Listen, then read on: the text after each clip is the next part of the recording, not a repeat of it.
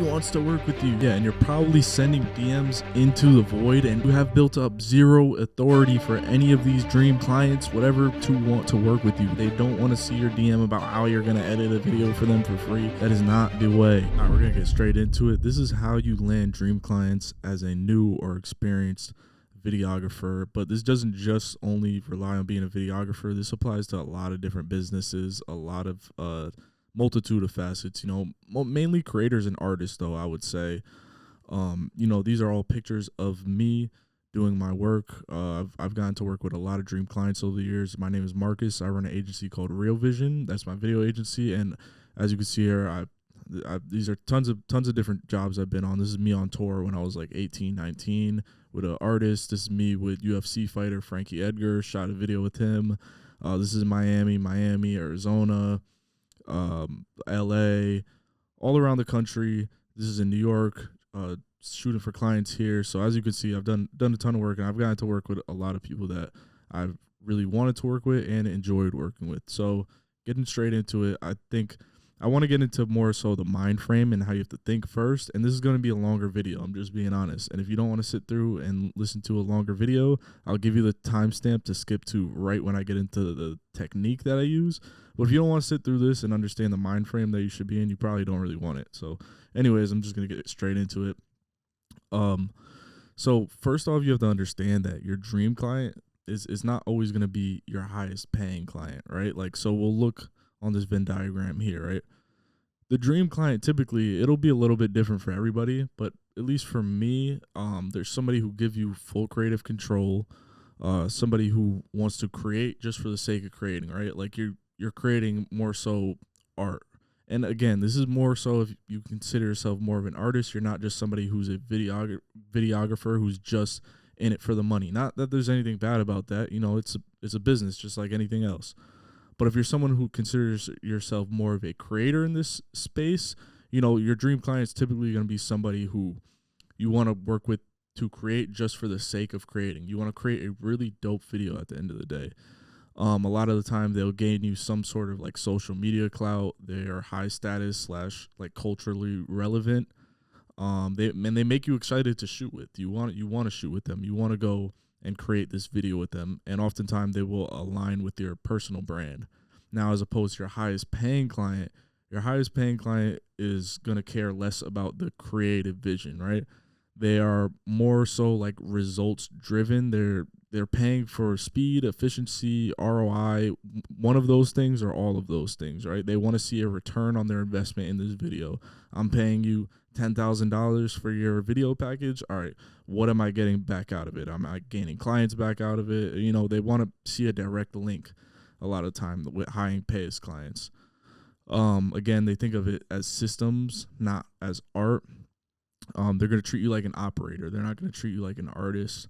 And there's nothing wrong with any of this stuff. I'm not trying to put this into a negative lens. These are just, you have to understand that a lot of the times when you get to your dream client and you work within that space, a lot of the times they're not going to be the highest paying client. I mean, depending on your niche, right?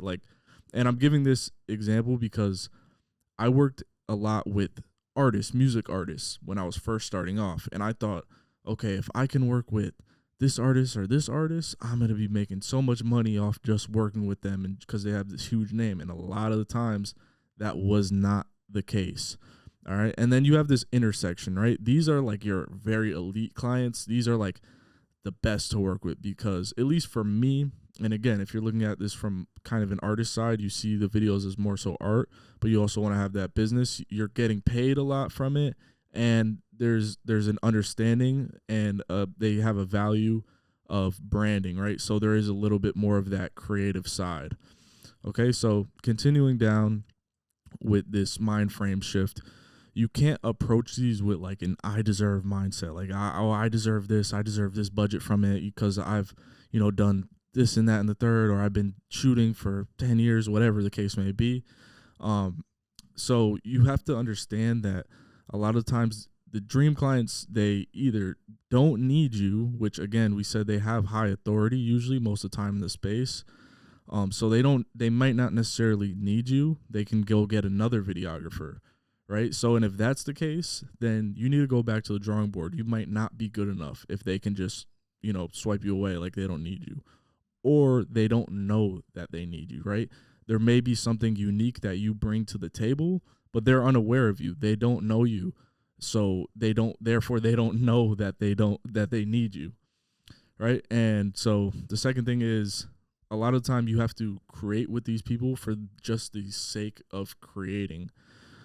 This is because when you're working with these people, a lot the goal is to some degree to help you gain authority, right? You want to work with this person. This person is a dream client because yes, you want to create something cool with them, but also you do want to gain some sort of authority within the space and be able to say, hey, I worked with this person, this person, this person.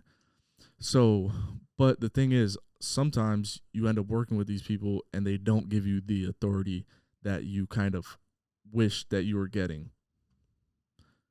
I was recording. I had to make sure I was recording real quick. Sometimes you work with these people and you don't get the authority that you kind of were looking and hoping to get out of it. So at the end of the day, you will still have your art that you've created with them or the really cool video. And that brings me into the third point, which is you have to think long term and choose wisely with who you're going to create with.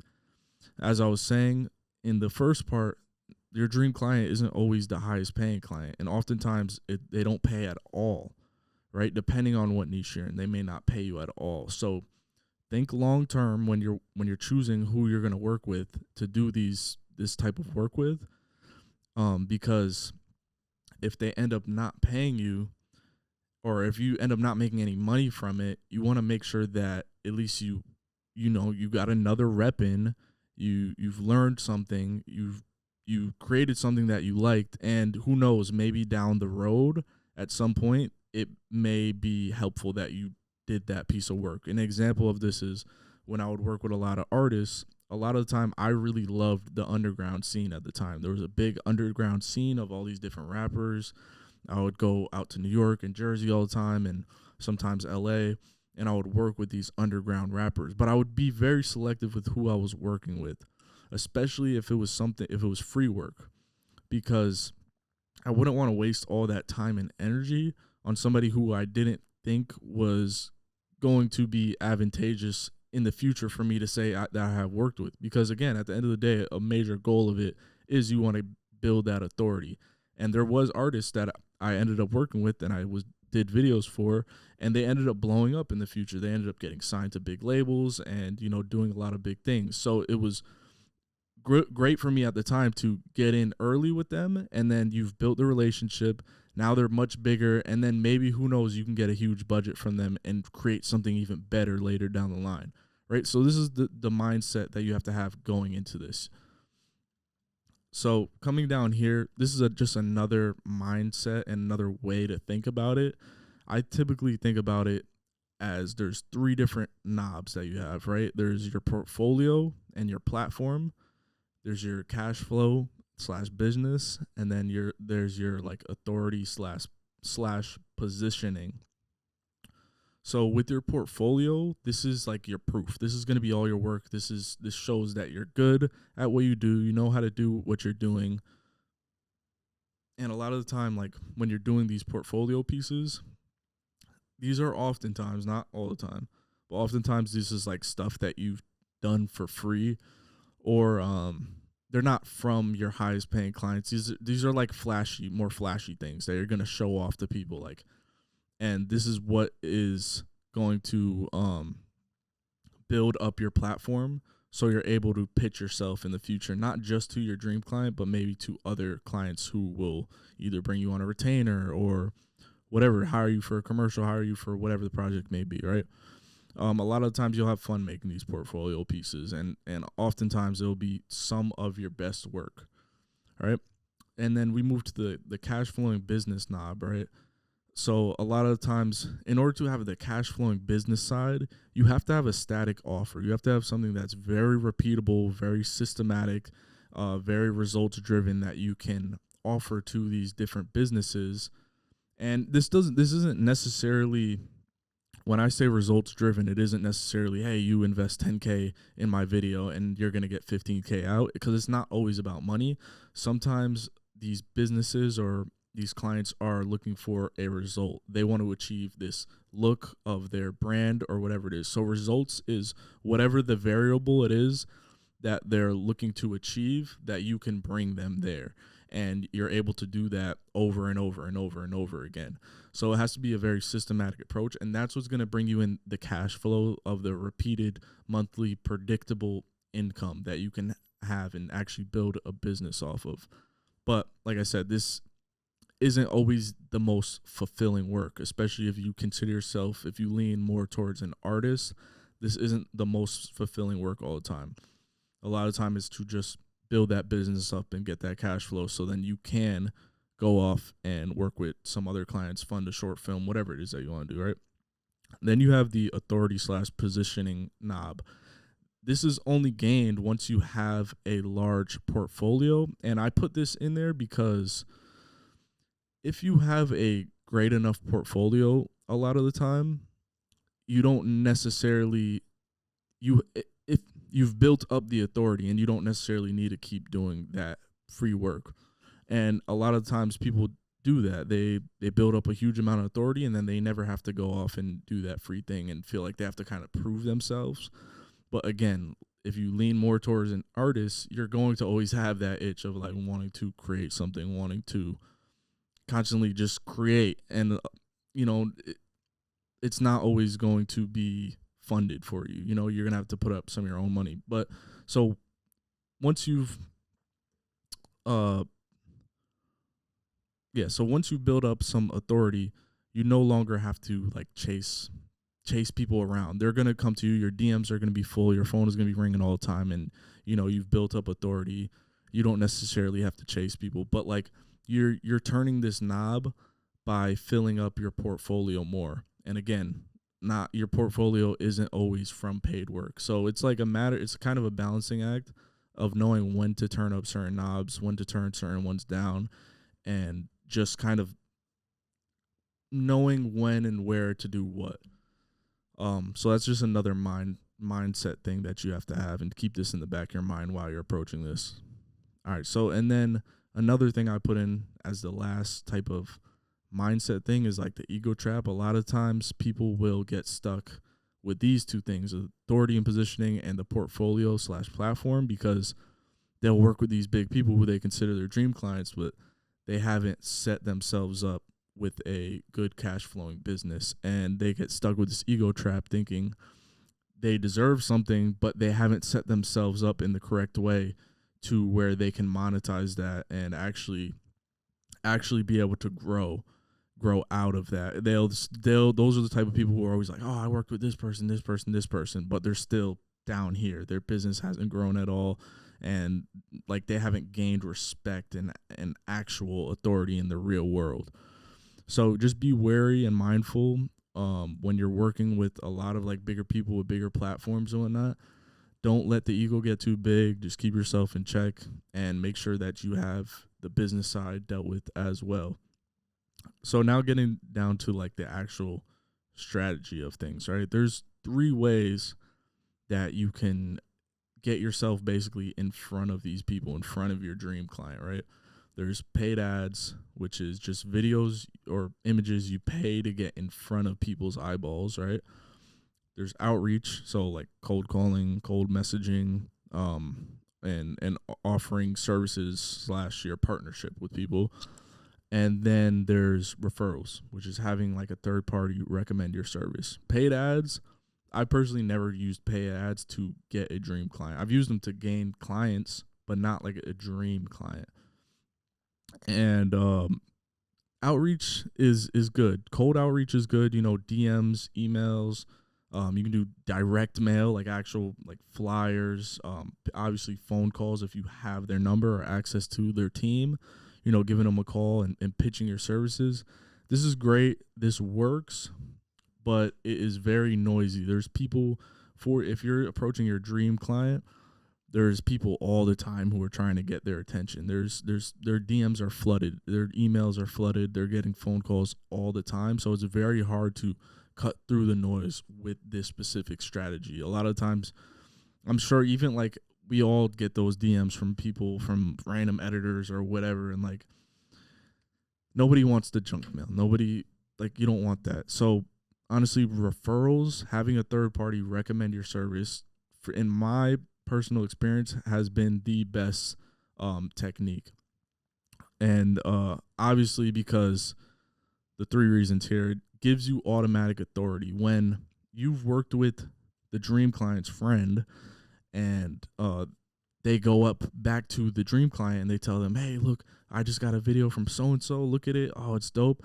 A lot of the time these people will choose convenience over skill, and it's sad to say, but a lot of the time they will choose the convenience of being able to simply just go over there to the person that their friend worked with, over the skill of actually how good you are. Now, you have to meet a certain requirement. You have to be past the basic level if you're working with a lot of these people. But if you're conveniently there, you're good to go. You can do it today. Like, a lot of the times they're going to choose that convenience over skill. And you've already worked with someone. You've showed that you can do whatever it is that they need you to do. So it just makes it very easy for you to be the obvious option for them to go with. And then it also directly cuts through any of that noise from like how you have in the DMs. Like in DMs, they're going to be flooded. They might not even see you. But if you're working with their friends or the people they're associated with, it just cuts directly through that noise. You're the obvious option. You're right here. You've proved that you can do it. Let's do it. Let's go. So the best way to really approach this is by creating like a dream client funnel, and then you work your way through this.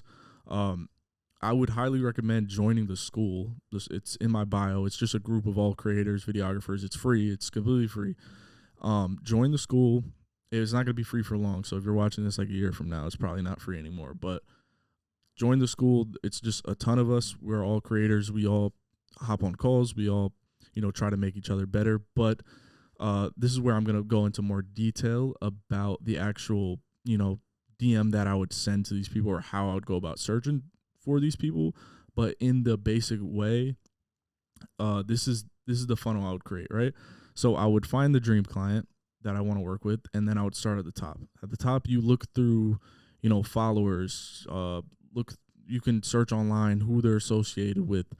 But at the top, obviously, you have like friends and fans if you're looking through a follower list. So say you wanted to work with ASAP Rocky, right?